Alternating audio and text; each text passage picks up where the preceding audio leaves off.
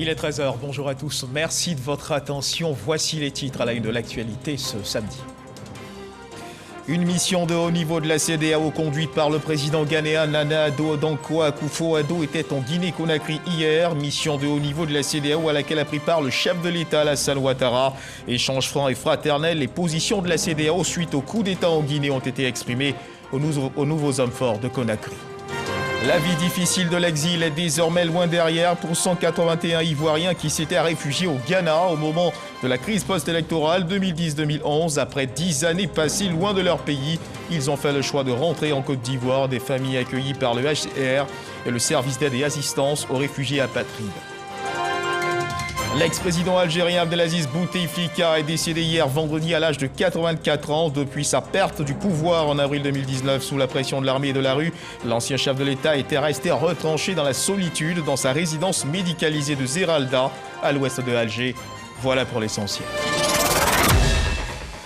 Oui, bonjour à tous et merci de nous rejoindre. Les positions de la CEDEAO suite au coup d'État en Guinée, nous le disions à l'instant dans les titres, ont été exprimées aux nouveaux hommes forts de Conakry. C'était hier vendredi au cours d'une mission de haut niveau de la CEDEAO conduite par le président ghanéen Nana Addo Dankwa Akufo-Addo. Mission de haut niveau de la CEDEAO à laquelle a pris part le chef de l'État Alassane Ouattara. Des échanges francs et fraternels. Récit de cette rencontre avec Jérôme Kofi Abola.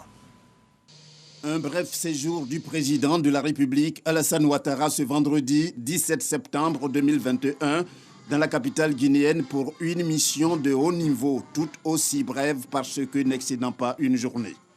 Mission conduite par le président du Ghana, Nana Akufo-Addo, en tant que président en exercice de la CEDEAO. Elle s'inscrit dans le cadre de la mise en œuvre des décisions de la session extraordinaire de la conférence des chefs d'État et de gouvernement de la communauté économique des États de l'Afrique de l'Ouest sur la situation politique en Guinée, tenue 24 heures avant la réunion de Conakry.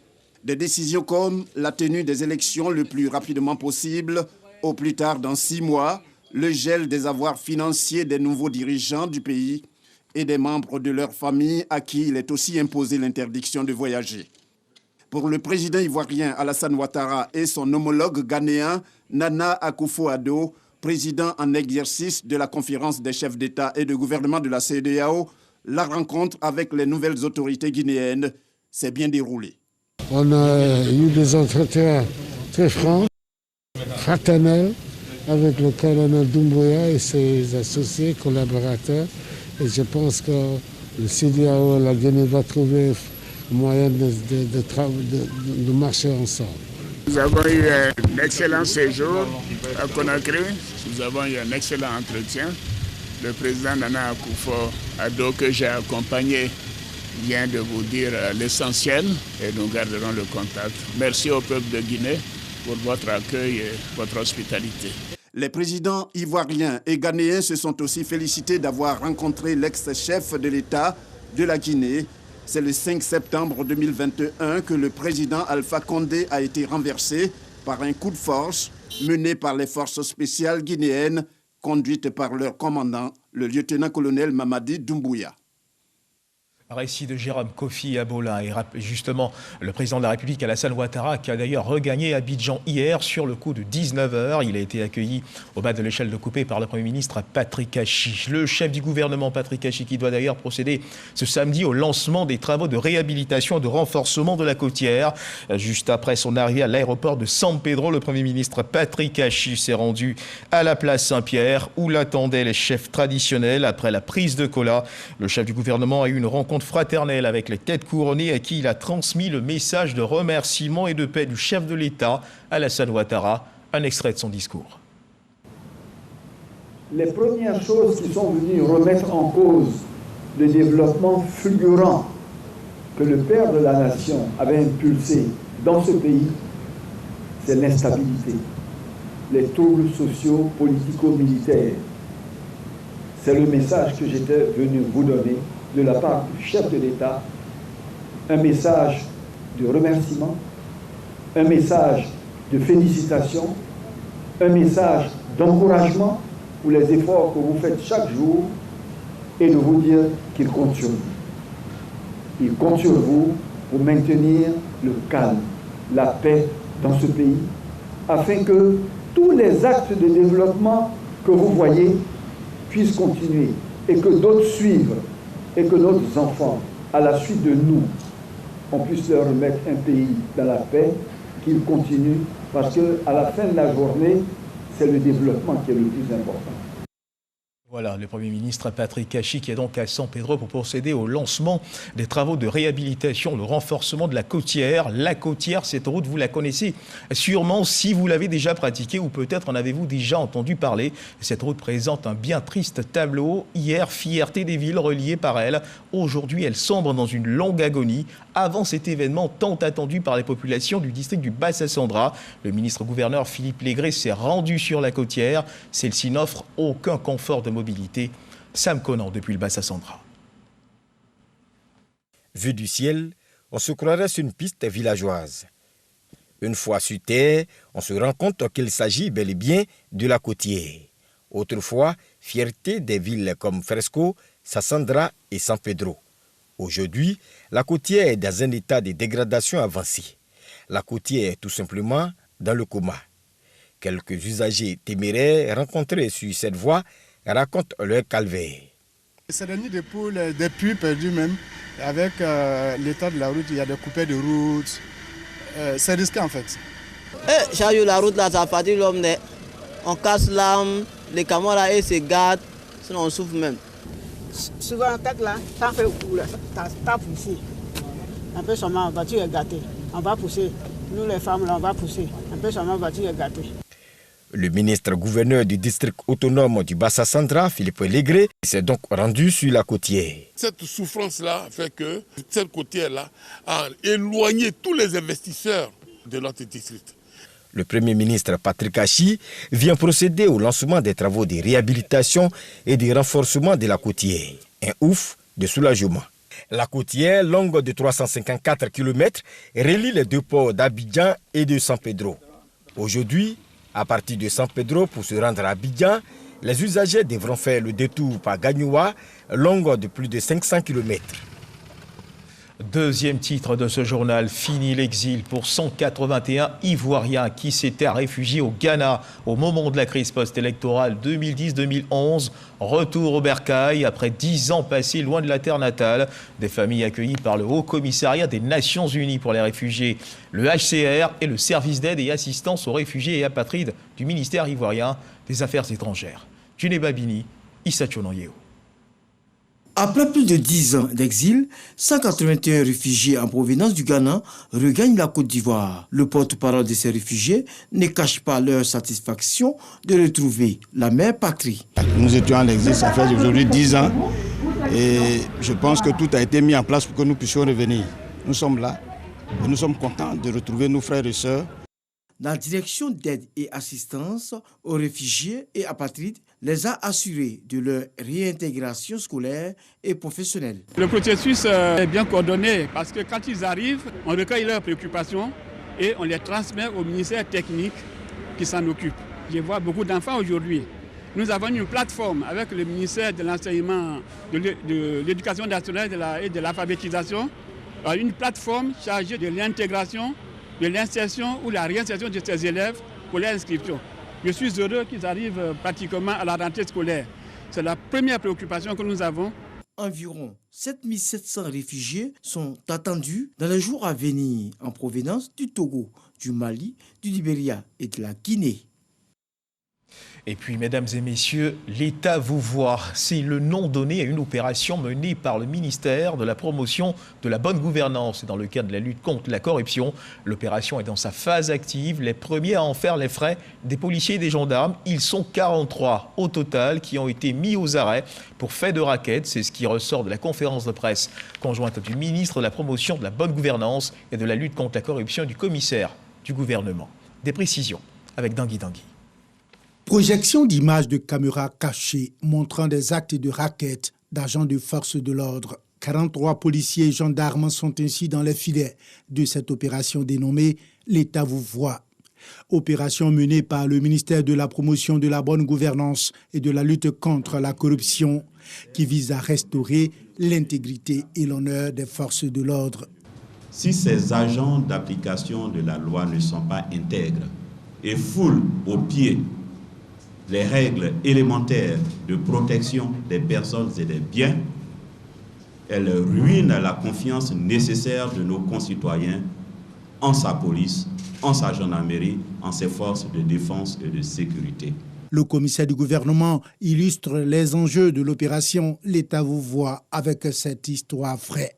Il s'agit d'un infirmier qui était poursuivi pour concussion. C'est-à-dire que c'est un élément qui prenait l'argent beaucoup plus qu'il ne le fallait. Alors, l'élément des forces de l'ordre, qui devait se rendre au CHU de Treichville, s'est arrêté devant la cité administrative pour faire un barrage, lui seul. Il prenait de l'argent, des 500 000 francs, etc. Et un monsieur est arrivé devant lui et ils ont discuté et lui a pris 1000 francs. Il est parti. Lorsqu'il a fini, lorsqu'il a senti qu'il a eu un peu d'argent, il est reparti pour accomplir sa mission.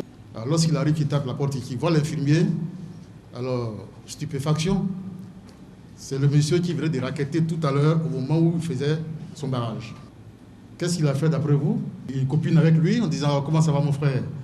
Alors il les a fait « Bon, ben, je suis venu juste vous dire bonjour, hein, je retourne. » Il est retourné sans servir la commission rogatoire, sans servir le mandat à ce monsieur. Les lanceurs d'alerte invités à s'impliquer davantage dans cette campagne de lutte contre la corruption, même si le système pour leur protection est encore au stade de projet. Nous aurons un atelier ici à Abidjan d'élaboration d'un projet de loi sur la protection des lanceurs d'alerte. 326 plaintes contre le racket ont été enregistrées en 10 ans, selon le commissaire du gouvernement qui invite les populations à participer à la lutte contre la corruption, notamment contre le racket, en développant la culture de la plainte.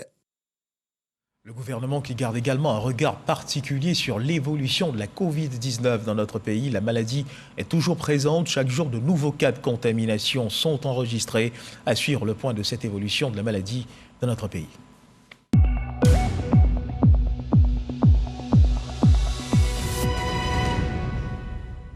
Le ministère de la Santé, de l'Hygiène publique et de la couverture maladie universelle a enregistré hier vendredi 17 septembre 2021 212 nouveaux cas de Covid-19 sur 4813 échantillons prélevés, soit 4,4% de cas positifs, 145 guéris et 7 décès à la date du 17 septembre 2021. La Côte d'Ivoire, notre pays, compte donc 58 743 cas confirmés, dont 56 495 personnes guéries, 553 décès, 1695 cas actifs. Le nombre total d'échantillons est de 969 741. Le 16 septembre, 32 620 doses de vaccins ont été administrées, soit un total d'1 698 973 doses du 1er mars au 16 septembre. Le ministre de la Santé, de l'Hygiène publique, de la couverture maladie universelle invite toutes les personnes de plus de 18 ans à se faire vacciner dans les centres de vaccination. La vaccination contre la Covid-19, qui, rappelons-le, est gratuite et volontaire. Autre chose, à présent, ils sont atteints de surdité profonde. Dans un mois, ils pourront entendre pour la première fois de leur vie une bonne nouvelle pour ces 5 enfants âgés de 2 à 5 ans, pris en charge en ce moment à l'hôpital Mère-Enfant de Bingerville. Cela sera possible grâce à une mission conduite par une équipe spécialisée en la matière, venue de la Belgique, dans le cadre de l'exécution de la 4e mission de la chirurgie d'implant cochléaire dans cet hôpital doté d'un plateau technique de dernière génération. Walter Amadou Ouattara. Mère de l'enfant Josué Eouman, Françoise, vient de recevoir une bonne nouvelle. Son enfant, atteint de surdité profonde, va aujourd'hui même bénéficier d'un implant cochléaire. Bon, ça me faisait mal de le voir comme ça, pas comme les autres enfants, ça me faisait vraiment mal. On m'a appelé, je ne m'attendais même pas à ça. On m'a appelé, bon, j'étais très contente. Aujourd'hui, on annonce vraiment un nouveau départ, un changement dans la vie vraiment de mon enfant. Cette intervention chirurgicale se tient à l'hôpital Mère-Enfant de Bingerville. C'est une opération qui prend à peu près 2 heures de temps. On va insérer ces petites électrodes qui vont reconnecter chacune des zones et on va envoyer des petites stimulations électriques pour stimuler le nerf auditif qui ensuite véhicule l'information au cerveau qui va les interpréter comme des sons. Et c'est cette petite oreille interne qui est déficiente chez ces patients-là. Même si on amplifie le son avec des prothèses auditives classiques, ces patients-là n'entendraient plus. Et donc, dans ces cas-là, on passe à cet implant cochléaire. C'est un implant qui est conçu pour durer 30 40 ans. Grâce à cette technologie, il est possible aux enfants d'acquérir l'audition et donc acquérir un langage. Par contre, ceci se fait dans un délai très précis. Si c'est un enfant qui est né sourd, tout ceci doit se faire avant l'âge de 5 ans, 5 ans et demi. En plus, l'implant, il coûte très cher, environ 9 millions. Un enfant qui ne parle pas jusqu'à 1 an, 1 an et demi, il faut que les parents s'inquiètent. 5 enfants âgés de 2 à 5 ans vont bénéficier de cette 4e mission de la chirurgie d'implant cochléaire. Mission conduite par une équipe médicale conjointe venue de la France et de l'Autriche. C'est également une activité de partage d'expériences et de transfert de compétences. Nous sommes à 100% de réussite pour ces 3 premières missions. Nous sommes satisfaits du choix de notre hôpital, l'hôpital mère-enfant. Déjà, par rapport à la qualité de la prise en charge des soins. L'hôpital mère-enfant de Bingerville est à sa 26e intervention de la chirurgie d'implant cochléaire. Relativement à ce nombre, 6 enfants ont été gratuitement pris en charge grâce à l'appui de la Fondation Children of Africa. Un ouf de soulagement pour les familles de ces enfants. Changeons de registre pour parler cette fois de la question de l'emploi jeune. Cette question, l'emploi jeune justement et leur insertion professionnelle est au cœur des préoccupations du gouvernement. Le ministère de la Promotion de la Jeunesse, de l'Insertion professionnelle et du Service civique y travaille. Une centaine de jeunes a été reçus par le ministre Touré Mamadou. Ces jeunes ont reçu les encouragements du ministre, cela après une formation qui leur a été délivrée dans plusieurs disciplines. Fatimata Ouedraogo, Eugène Atoubé. 101 jeunes reçoivent leur certificat de fin de formation des mains du ministre Touré Mamadou. Ces filles et garçons étudiants dans différentes filières ont bénéficié de formations en marketing, management, gestion commerciale, comptabilité et hôtellerie. Des connaissances nouvelles qui leur donnent plus de chances sur le marché de l'emploi et des capacités entrepreneuriales. Cet acquis va me permettre de me lancer dans l'entrepreneuriat pour pouvoir aider certains jeunes qui sont en quête d'emploi dans l'entreprise que j'aurai à créer dans l'avenir.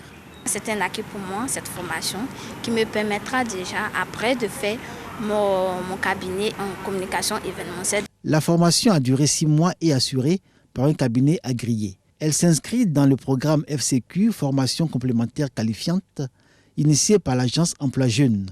La formation complémentaire qualifiante est l'une des 4 composantes essentielles de la politique d'insertion professionnelle du ministère en charge de la jeunesse. Aujourd'hui, le taux de chômage a considérablement baissé en milieu jeune.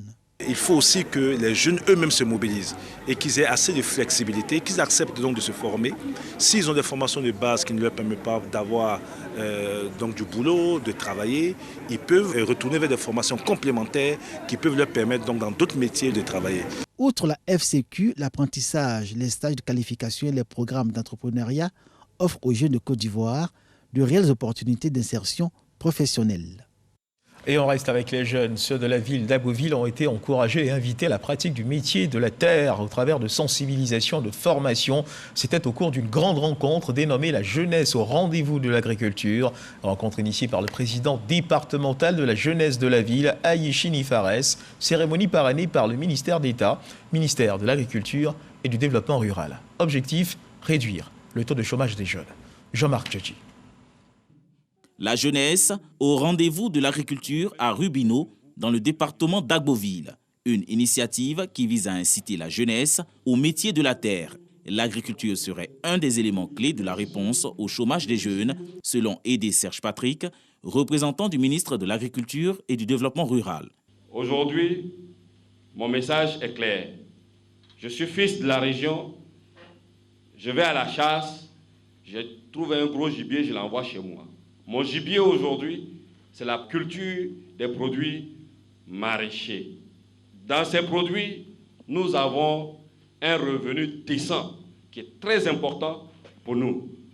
Tête couronnée, opérateurs économiques, responsables de jeunesse, tous ont participé aux activités de sensibilisation. Je sais qu'à Beauville, c'est le creuset de l'agriculture, surtout des vivriers. Et c'est à Beauville où vous avez protégé vos forêts depuis des années. Mais aujourd'hui, vos enfants ont besoin de ces forêts-là. Vos enfants ont besoin de ces espaces pour pouvoir faire la culture, pour être riches. Les jeunes intéressés bénéficieront de projets d'accompagnement. Aïchi Nifares, le président départemental de la jeunesse d'Agboville, a salué l'engagement des autorités.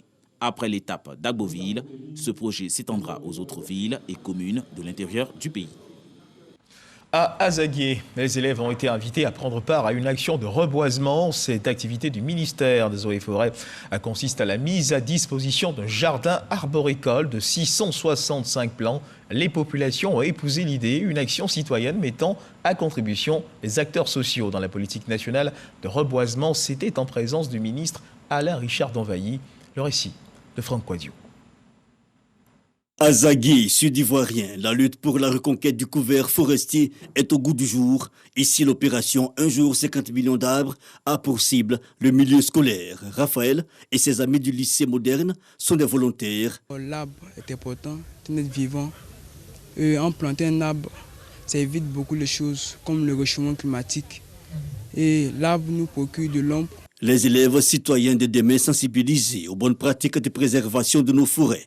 Remise officielle alors de l'Arboretum, parc arboricole. Les responsables locaux de l'éducation nationale mettent à disposition 2 hectares à reboiser, c'est-à-dire 24 essences forestières, ce qui revient à 665 arbres. Il s'agit de sauvegarder notre flore qui est riche et qui est dense. Au nom de Madame Le Draine, nous tenons à dire vraiment un mot de remerciement. C'est un devoir civique. Un acajou, c'est un arbre assez important. Et donc, on ne peut que dire merci à Dieu. Des actions symboliques d'autorités et cadres de la région plantées pour demain. Une satisfaction pour les représentants du ministre Alain Richard d'Envailly, le directeur de cabinet adjoint, le colonel-major Aké Jérôme. Pour planter 3 millions d'hectares en 10 ans, il faut 300 000 hectares par an. C'est en cela que depuis 2019, le ministère a organisé une cérémonie dédiée un jour 1 million d'arbres. En 2020, un jour 5 millions d'arbres. Et cette année, un jour 50 millions d'arbres.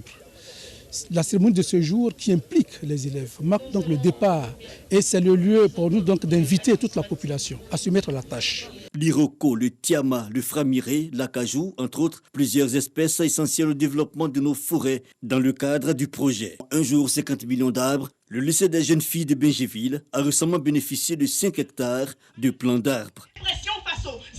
Voilà, le ministre Alain Richard d'Envailly qui s'est fait représenter pour l'occasion. Quittons les champs verdoyants d'Azaguié. Parlons à présent de cette préoccupation de la Chambre des métiers. Il faut trouver des sites définitifs de recasement pour les artisans afin de les protéger de potentiels déguerpissements qui, de façon directe ou indirecte, fragilisent leur activité.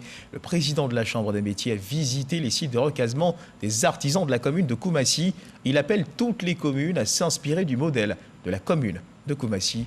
Lancine Bakayoko. Cette visite des dirigeants de la Chambre nationale des métiers à Koumassi les a conduits sur des espaces créés comme la Locodrome, le centre des métiers du bois bien fréquenté par les artisans menuisiers et ébénistes, la nouvelle gare routière où embarquent des passagers de toutes destinations ou encore les blocs de mécanique de ferronnerie d'Akromia-Bla. Le secteur de l'artisanat pourra permettre de résorber le chômage, insérer plein de jeunes et donner des cadres propices pour l'insertion de nos jeunes artisans. Quand la commune va bien, ça va avec les entreprises des métiers. Grâce à cette politique de recasement des artisans sur des sites aménagés, toutes les grandes artères de la commune de Koumassi qui étaient occupées de façon anarchique sont aujourd'hui désengorgées. Mamadou est responsable d'une association d'artisans électroniciens. On était vraiment le côté le plus touché par ces déguerpissements. Voilà, les artisans. Mais aujourd'hui, avec ces recasements, voilà, pas total à Koumassi, mais en train de mettre tous les artisans, à chaque personne à son niveau. Mais aujourd'hui, on voit les réformes et les recasements. Vraiment, nous sommes voilà, pas totalement satisfaits, mais au moins à 50%. Parce qu'on attend toujours de lui. Il y a d'autres artisans qui restent, plusieurs artisans qui restent encore, voilà, qui n'ont pas vraiment de place. En recevant la fêtière des artisans, les autorités municipales ont expliqué que le recasement a été possible grâce au partenariat avec les opérateurs économiques. En contrepartie, les artisans ont le devoir de s'acquitter convenablement de leurs obligations fiscales. Et pendant les vacances, on s'est beaucoup amusé du côté de Tanda. Le groupe Étoile Filante de Zongo remporte la 3e édition du concours de danse Top Vacances qui a eu lieu à Tanda, doté du trophée Kobena Kwasi Adjoumani du nom du ministre d'État, ministre de l'Agriculture et du Développement Rural. Le parrain de l'événement, ce concours de danse avait pour objectif d'occuper sainement les jeunes du département pendant les vacances en les mettant en compétition. C'est ce que nous rapporte Jean-Marc Djadji. Top Vacances Tanda 2021 dans le département de Tanda. Une compétition par la danse qui met en valeur l'originalité des tenues traditionnelles des différents peuples de Côte d'Ivoire. Le groupe L'Étoile Filante de Zongo est sorti vainqueur de la finale. Il bénéficie du trophée Kobena Kwasi Adjoumani et la somme de 1 million de francs CFA. Ici est parti par l'effort de nos enfants. Ils ont combattu, ils ont dansé dans tout ce qu'ils pouvaient. Vraiment, on est fiers d'eux. Le groupe La Nouvelle Génération du Tiedio a occupé la 2e place. Serge Yvon Vraiment, le représentant du ministre d'État Kobena Kwasi Adjoumani, parrain, a félicité tous les participants et s'est réjoui de l'esprit fair-play qui a prévalu durant la compétition. Merci à vous, merci aux équipes. Le ministre d'État m'a dit en venant, j'espère que tu vas supporter toutes les 3 équipes. Et je lui ai dit oui, monsieur le ministre d'État, je pense que ce soit la plus belle prestation à gagner. Une enveloppe de 2,5 millions de francs CFA a été offerte aux organisateurs de Top Vacances. Cette 3e édition, débutée en juillet dernier, a donc refermé ses portes. Voilà, de la danse pour se distraire et du rire, pour redonner de la joie de vivre et de l'espoir aux populations, mais également en profiter pour passer un message, celui de la paix, de la cohésion sociale. C'est l'objectif que visent les organisateurs du festival dénommé Rions Ensemble, autour du thème Humour, cohésion sociale. Toutes les vedettes de la scène humoristique ivoirienne vous donnent rendez-vous au Snack Café Théâtre de Trècheville jusqu'à demain 19 septembre. Le récit de Serge Colléa. Ils sont les initiateurs de la première édition du festival Rire Ensemble. Coro Abou, commissaire général, et Marshall Zongo, président de l'association des humoristes professionnels de Côte d'Ivoire, sont 2 artistes au talent confirmés. Ils promettent de battre le rappel de toutes les grosses têtes de l'humour en Côte d'Ivoire pour réconcilier les cœurs et les esprits dans la bonne humeur. Sans la paix, on ne peut rien faire. Nous, c'est vrai, nous, on apporte notre part, voilà, en donnant le sourire, en donnant le rire. Mais eux, ils doivent se comprendre. Ils doivent savoir qu'on n'a pas 2 Côte d'Ivoire. C'est la seule Côte d'Ivoire qui est là. Voilà, donc on est condamnés de vivre ensemble. Chaque 19 septembre, les artistes se mettent ensemble. Ils parlent de paix, ils parlent de réconciliation, ils parlent de cohésion sociale et ils s'amusent ensemble. L'humour au service de la paix et de la cohésion sociale. Le festival Rire Ensemble sera aussi une tribune d'expression artistique.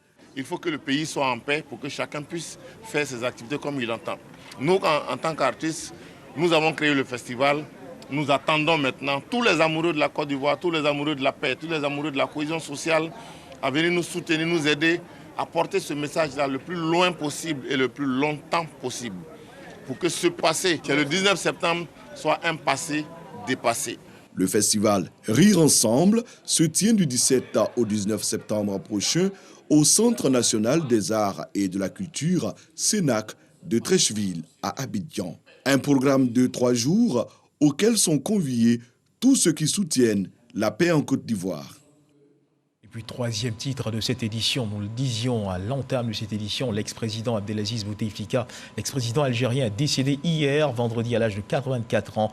Depuis sa perte du pouvoir en avril 2019, sous la pression de l'armée de la rue, l'ancien chef de l'État algérien était resté retranché dans la solitude, dans sa résidence médicalisée à Zeralda, à l'ouest d'Alger. La nouvelle de son décès a été annoncée à la télévision nationale algérienne, citant un communiqué de la présidence de la République. Et puis dans la région nord-ouest du Cameroun, une patrouille militaire a été attaquée jeudi dernier à l'est de Bamenda. 2 véhicules blindés ont sauté sur des engins explosifs improvisés avant d'être attaqués par un groupe de miliciens locaux, notamment équipés de lance-roquettes. Une attaque du même type avait déjà eu lieu la semaine dernière et plusieurs combats ont éclaté depuis dans cette zone, faisant une quinzaine de victimes dans les rangs des militaires. Et on termine ce tour de l'actualité internationale avec cette information. Une dizaine de milliers de migrants, dont une majorité d'Haïtiens, campaient hier, vendredi, sous un pont à la frontière sud des États-Unis, arrivés à Del Rio, au Texas, en traversant le fleuve Rio Grande de moins de 2000 en début de semaine. Ils sont désormais plus de 10 500 selon le maire de cette ville frontalière. Ils attendraient juste d'être arrêtés par les gardes frontières pour entamer les démarches d'autorisation de séjour, a expliqué le maire de cette ville dans une vidéo. Et c'est sur cette information que se referment les pages de cette édition. Merci de nous avoir suivis. Agréable début d'après-midi. Dieu garde la Côte d'Ivoire.